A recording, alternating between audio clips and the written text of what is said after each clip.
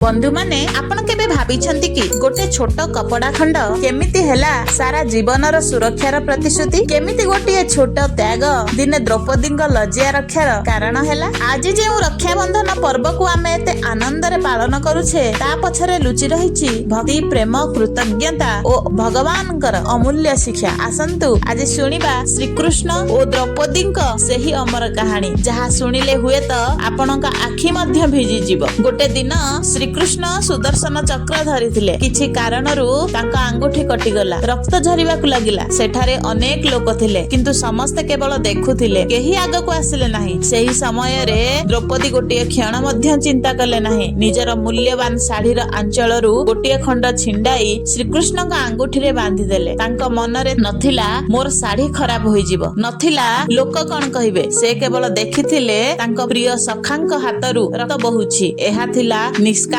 प्रेम निष्काम सेवा। श्रीकृष्ण हसिले किंतु तांका आखिरे कृतज्ञतार लुह थिला। से द्रौपदी को कहिले आज तुमे मो रक्त को अटकाइछ मु प्रतिज्ञा करूछि जेतेबेले तुमे उपरे विपद आसीबो मु तुम रक्षा पई निश्चय आसीबी। द्रौपदी हसी देले। से जानि नथिले एते छोट कपड़ा खंड दिने तांका सम्मानर कवच हेबो। समय बदली गला। कौरव सभारे पसा खेल हेला। धर्मराज युधिष्ठिर सबु किछि हारि गले, राज्य धन भाई निजकु मध्य एवं शेषरे द्रौपदी को मध्य पासारे हारि देले। दुर्योधनक अहंकार सीमा पार करिथिला। से आदेश देले द्रौपदी को सभा को टाणी आण। दुशासन द्रौपदी केश धरी सभा को टाणी आनिला। सेही सभारे भीष्म थिले, द्रोणाचार्य थिले, कृपाचार्य थिले, बड़ बड़ योद्धा मध्य थिले किंतु सत्य पाई केही ठिया हेले नाही। एही दृश्य आज मध्य हमकु सिखाए अन्याय करुथिबा लोक जेतिकी दोषी अन्याय देखि चुप रहुथिबा लोक मध्य सेतिकी दोषी। दुशासन द्रौपदीଙ୍କ वस्त्र हरण करबाकू लागिला। द्रौपदी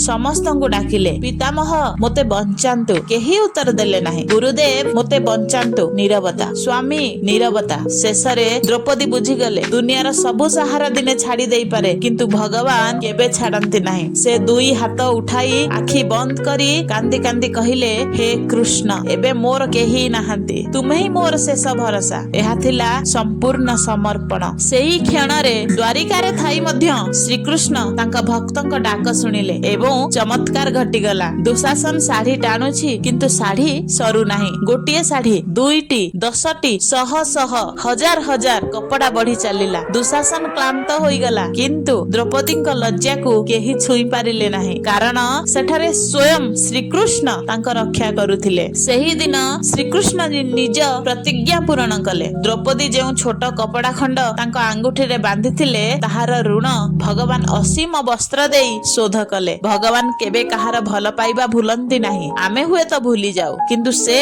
भूलंती नाही। एई कहानी रु आमे कोन सिखिबा? राखी केवल गोटे सूता नुहे, एहा विश्वासर बंधन, एहा दायित्वर प्रतिज्ञा, एहा भल पाइबार संपर्क। रक्षा केवल भाई भौणी मध्य सीमित नुहे। जीए सत मनरे कहार साथी रे ठिया हुए सेई हेउछि प्रकृत रक्षक। द्रौपदी कृष्ण को राखी बांधी नथिले किंतु स्नेहर सेही कपड़ा खंड रक्षा बंधनर सबुठारु सुंदर प्रतीक होई गला। बंधु माने आज जदि आपण कहार आखिर लुह पोछि देउछंती, कहार दुखर साथी हेउछंती, काहाकू निष्काम भाବରେ साहाय्य करूछंती तेबे विश्वास रखंतु भगवान मध्य दिने ना दिने कौनसी ना कौनसी रूपरे आपणकर रक्षा करिवे। कारण भगवानଙ୍କ पाखरे कौनसी भल काम छोट नुहे। भल पाइबारे बंधा जाइथिबा प्रत्येक सूता दिने ना दिने आशीर्वाद होई फेरी आसे। हरे कृष्णा।